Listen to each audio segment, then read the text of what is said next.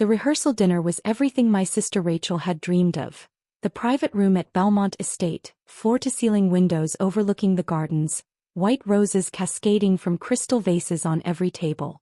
Champagne flowed freely, and Rachel was radiant in her champagne-colored dress, surrounded by her bridesmaids like a queen holding court. I sat near the end of the long table, nursing a glass of wine, observing the celebration from my familiar position at the periphery. At 33, I'd grown accustomed to being the afterthought in family gatherings. Rachel, 5 years younger, had always been the star. The pretty one, the social one, the one our parents proudly discussed at dinner parties. "Everyone, this is my older sister Claire," Rachel announced when the groom's family arrived fashionably late. Her tone carried that particular edge I'd learned to recognize over 3 decades. Affection laced with condescension. "She works at the university. Basically a secretary. Answers phones, schedules meetings, typical administrative stuff." The bridesmaids giggled on cue.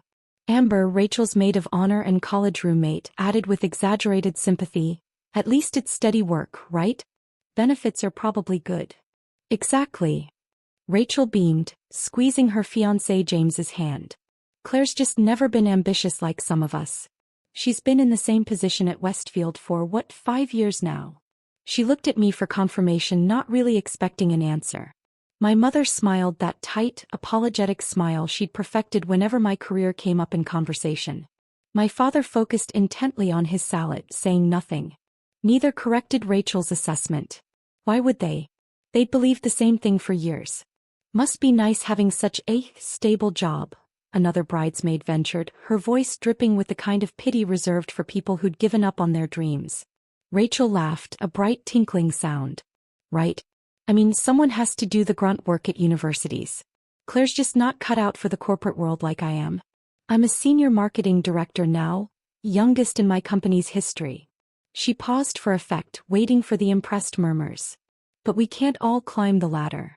Some people are just comfortable where they are." More laughter rippled around the table. James's younger brother smirked into his champagne.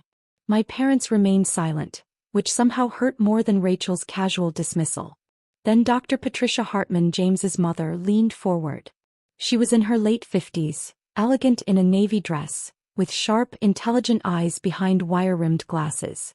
She'd been quiet since arriving, watching the dinner dynamics with the observational skills of someone who spent their life studying human behavior. Now those eyes were fixed on me with sudden, focused intensity. "Which university do you work at, Claire?" she asked carefully, her tone shifting from polite to professionally curious. "Westfield," I replied simply. Her expression changed. A flicker of confusion, then recognition, then something that looked like shock. She set down her wine glass with deliberate care. "What department?" she pressed. Rachel looked annoyed at the interruption of her spotlight moment. "Does it matter? She works in administration. Probably reports to several departments." Dr. Hartman ignored her, keeping her gaze locked on mine. "Claire, what do you actually do there?" The table quieted. Even the soft classical music playing in the background seemed to fade. Everyone was looking at me now. Some curious, some impatient, Rachel increasingly irritated. I met Dr. Hartman's eyes directly. After years of letting assumptions slide, of nodding along to my family's comfortable narratives, I said one word. "Dean." The silence was instant and profound. Someone's knife scraped against china. Ice shifted in a water glass. Otherwise nothing. My father's fork clattered onto his plate, the metallic sound echoing through the stunned room like a gunshot. My mother's hand flew to her throat, her mouth forming a perfect O of shock. Dr. Hartman went absolutely pale. She gripped the edge of the table, her knuckles whitening. When she spoke, her voice was barely above a whisper, trembling slightly. "You're Dean Mitchell?" The words came out like a prayer or an accusation. "You're Dean Claire Mitchell of the College of Liberal Arts?" I nodded once. "Oh my God." Dr. Hartman's voice grew stronger, louder. "I work for you. I've worked in your college for 3 years.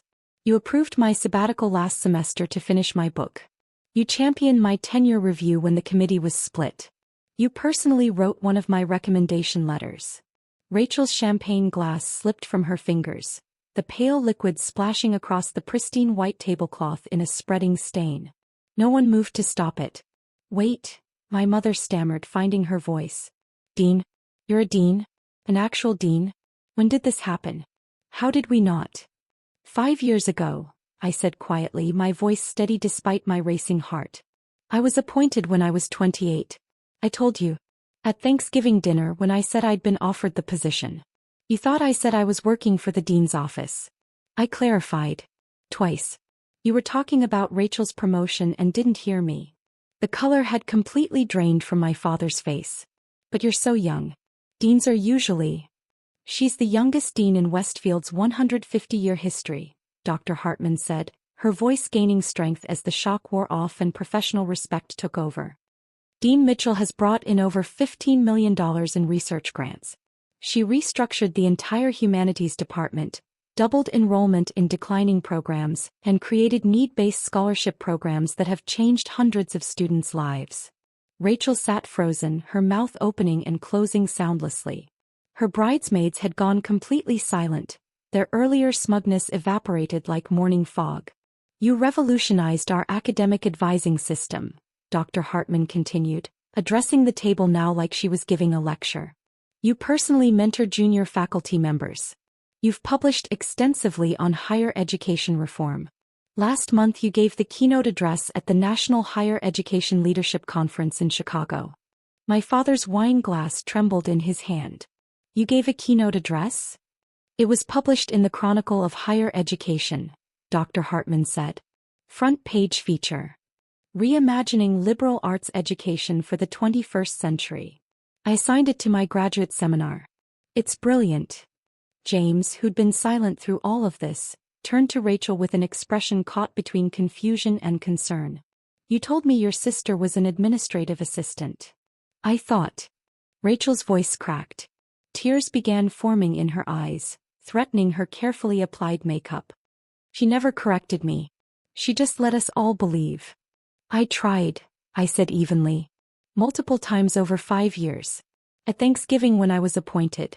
At Christmas when I told you about the grant I'd secured. At your birthday dinner when I mentioned hiring new faculty. You all nodded and changed the subject to talk about your quarterly sales numbers, Rachel. Every single time. My mother's hands shook as she reached for her water. But why didn't you insist? Why didn't you make us listen? Because I got tired of fighting for your attention, I said simply. It was easier to let you believe what made you comfortable. Dr. Hartman stood abruptly, her chair scraping backward. Dean Mitchell, I need to apologize. Not recognizing you outside of campus context is embarrassing enough, but sitting here while your family... She trailed off, shaking her head. This is unconscionable. It's not your fault, Dr. Hartman, I said gently. Patricia, please, she insisted. And it absolutely is my fault for not speaking up sooner. Your work has transformed our college. You fought the board to protect our department budget when they wanted cuts. You approved my conference travel when other deans were denying everything. You've advocated for us relentlessly. Amber, the maid of honor, found her voice. So when Rachel said you weren't ambitious, I was restructuring a failing academic college, I finished. Overseeing 150 faculty members, 3,000 students and a $40 million budget. The bridesmaids exchanged mortified glances. James's father cleared his throat uncomfortably, clearly reassessing everything he'd assumed about his future in-laws. The Chronicle article, Patricia continued, called you one of the most innovative academic leaders in the country. You're regularly consulted by other universities. Stanford tried to recruit you last year. They did, my mother whispered. I turned them down, I said. I'm committed to Westfield.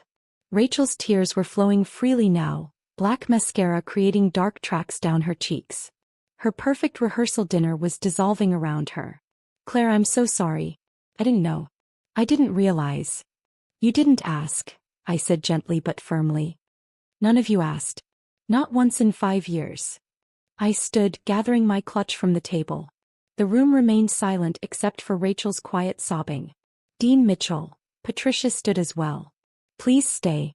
Let me. I have early meetings tomorrow, I said, which was true.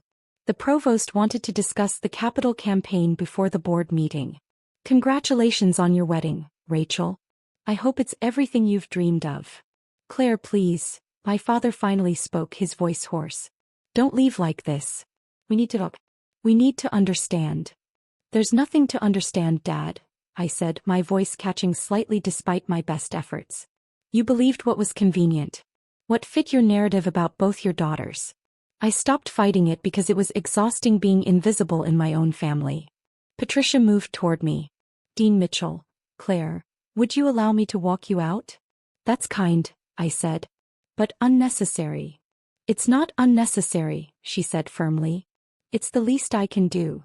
We walked together toward the exit, leaving behind a table of stunned silence and Rachel's broken sobs. In the hallway, Patricia turned to me. I am profoundly sorry, she said. Not just for tonight but for every faculty meeting where I sat in your office, where you listened to my concerns and advocated for my work, and I never once thought about what your life might be like outside those walls. You treat me with respect in professional contexts, I said. That's more than my family has done. That's not enough, she insisted. And for what it's worth, my son should know who you really are. What you've accomplished. The kind of family he's marrying into. I smiled sadly. He's marrying Rachel, not her family. Family matters, Patricia said quietly. And this. She gestured back toward the dining room. This matters. My phone buzzed, an email from my assistant about tomorrow's agenda. Real work. Important work. The life I'd built that my family had never bothered to see. Thank you, Dr. Hartman, I said. For speaking up. Patricia, she corrected gently. And thank you for the work you do. Students have no idea how much you fight for them behind closed doors. I stepped out into the cool evening air. Behind me, I could hear voices rising. My mother's anguished questions, my father's bewildered protests, Rachel's continued crying. They'd finally seen my title. My position. My accomplishments. But they'd never really seen me. And maybe that was something no revelation, no matter how dramatic, could fix.